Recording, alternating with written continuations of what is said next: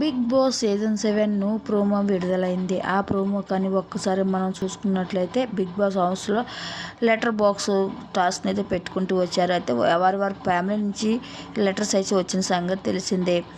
అయితే అమర్కు తేజీ నుంచి లెటర్ వచ్చింది. తేజస్విని గురించి తను తలుచుకుంటూ ఎంతో బాధపడ్డాడు. నేను నిన్ను ఎంత బాగా చూసుకున్నానో నాకు తెలియదు, కానీ నువ్వు నన్ను చాలా అర్థం చేసుకున్నావు.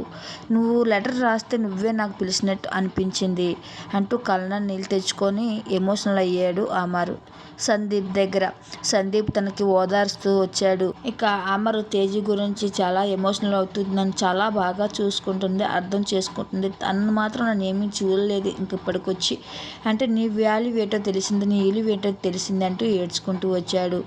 ఇక శివాజీ గారు తన భార్య దగ్గర నుంచి లెటర్ ఇస్తూ వచ్చిన దాన్ని తన భార్య గురించి పల్లవి ప్రశాంత్ చెప్తూ, నేను నేను ఎలా చూసుకున్నాను నాకు తెలియదు, కానీ నన్ను అయితే చాలా బాగా చూసుకుంది, చాలా బాగా అర్థం చేసుకుంది అంటూ పల్లవి ప్రశాంత్ గారు చెప్తుంటే శివాజీ చెప్పిన మాటలకి ఎమోషనల్ అయిపోతూ ఇక పల్లవి ప్రశాంత్ కంటతడి పెట్టుకుంటూ తను కౌగులించుకుంటూ ఎంతో ఏడ్చుకుంటూ వచ్చాడు.